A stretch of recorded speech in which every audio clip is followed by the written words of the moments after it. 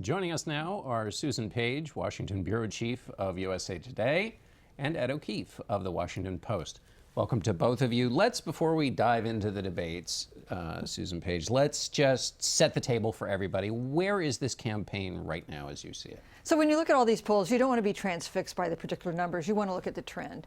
And it is pretty clear that the trend has been to a tighter race both nationally and in some of these swing states. And it's in part because Trump has succeeded to a remarkable degree in consolidating the support of Republicans, as we saw with one of his fiercest rivals, Texas Senator Ted Cruz this week, while Hillary Clinton is struggling a bit to get the enthusiasm of the voters who elected Barack Obama twice are not quite as enthusiastic about her. You see it that way too, Ed? Yeah, I mean, just the consolidation that Trump has seen, I think, is remarkable and a testament to the fact that he has been so much more disciplined in the last few weeks. I think the threats that were made by Republican leaders like Speaker Ryan to, we will abandon you if you don't start shipping up and shaping up, were heard. And he has certainly not done or said anything terribly new that's controversial. A lot of what we've heard has been heard before, and Republicans seem to be okay with that. I thought the 7-point explanation from Senator Cruz as to why he wants to support him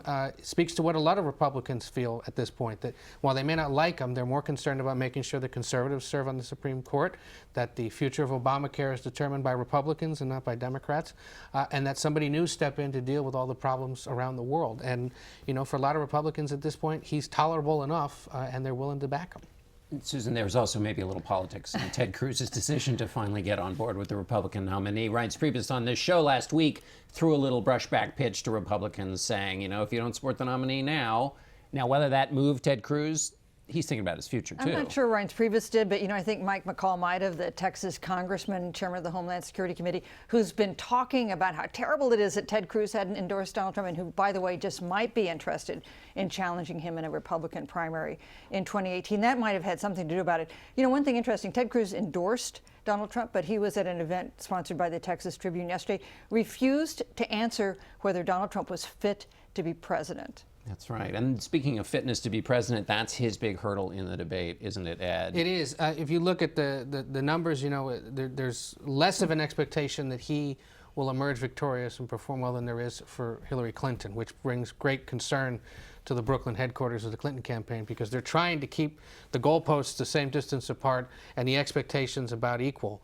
There's big concern that if she is seen as supposing to having to perform much better, and she doesn't, that then he's going to be seen as having won this thing. And that's why you saw Senator Kaine, and you've seen so many of her other surrogates and top aides in the last few days saying, remember, this guy is a liar. He has lied repeatedly. And if you and the press don't call him out for it, it's an unfair advantage to him, and it's going to hurt her chances. And I think that's pretty remarkable that they're really quite aggressively trying to go after that and remind people ahead of this that he's been known to tell tall tales, and they expect him to do it again tomorrow night. Or if he doesn't do it on debate night, to remind people that he has this other part of his character. Exactly. And not let them think the man on the stage is the only person. That seems to be part of their strategy. Susan, what do you think of what Hillary Clinton has to do? Expectations, if you look at the history of debates, are so much a part of why a line wins or a person is declared the winner. It almost has nothing to do with what actually happens on stage, but everything that is part of the narrative beforehand. Expectation is part of it. There's a lot of talk that Hillary Clinton needs to show that she's likable. I'm not sure that's her biggest challenge. I think her biggest challenge is to show that she is an agent of change in an election where people really want some change. I don't think that Donald Trump is doing better and is now competitive in this presidential race because people like him so much.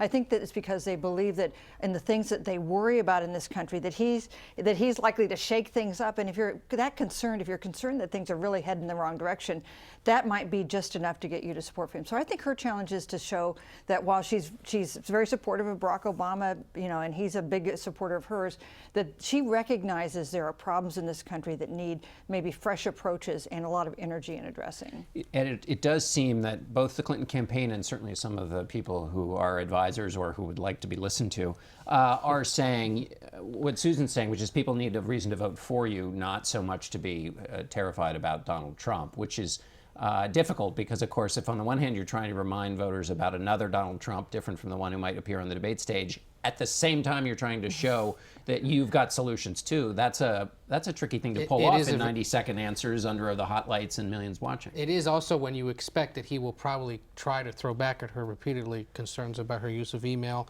This is a debate that's supposed to be somewhat about security and foreign policy. She was involved in that for 4 years, and one of his most valid lines of attack has been, you were involved in crafting the Obama administration's foreign policy. How do you respond to what's going on? Undoubtedly that comes up, and she'll have to address that as well. So it should prove difficult. I just wonder throughout all of these conversations about it, how big an audience really will we see? The number to beat in this country, at least, is about 115 million and change for Super Bowl 49.